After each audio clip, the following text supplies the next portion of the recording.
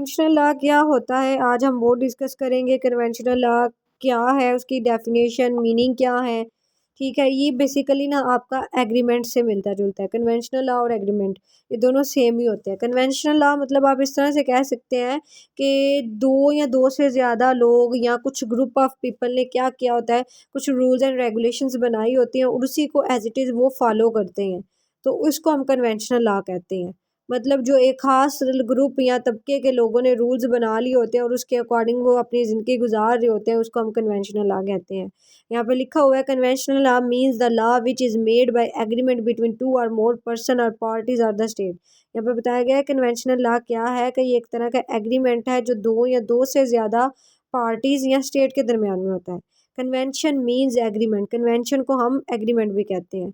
दो convention are the most important legal source of law, तो इस वजह से जो कन्वेंशन है वो एक अहम तरीन सोर्स ऑफ लॉ है।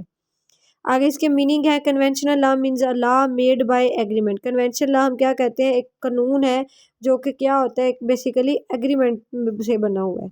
According to Merriam Webster dictionary conventional law means a law formed by agreement और कंपैक्ट।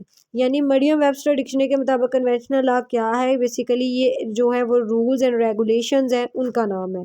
डेफिनेशन है इसकी, सबसे पहले जी जॉन सॉलमंड के मुताबिक इसकी डेफिनेशन है एनी रूल और system of rules agreed upon by person for regulation of their conduct towards each other. यानी कि ये वो रूल्स एंड रेगुलेशंस हैं जो पर्सन ने बनाए होते हैं, ठीक है, किसके लिए, एक दूसरे से डील करने के लिए, एक दूसरे को समझने के लिए। आगे ब्लैक्स लॉ डिक्शनरी के मुताबिक है law constitute by agreement as having this force of special law between the parties. Law क्या, जो कि बेसिकली एक एग्रीमेंट की फॉर्मेट में है जिसमें कुछ स्पेशल रूल्स हैं पार्टीज के दरमियान में जिसको वो फॉलो करते हैं, उसको हम कन्वेंशनल लॉ कहते हैं।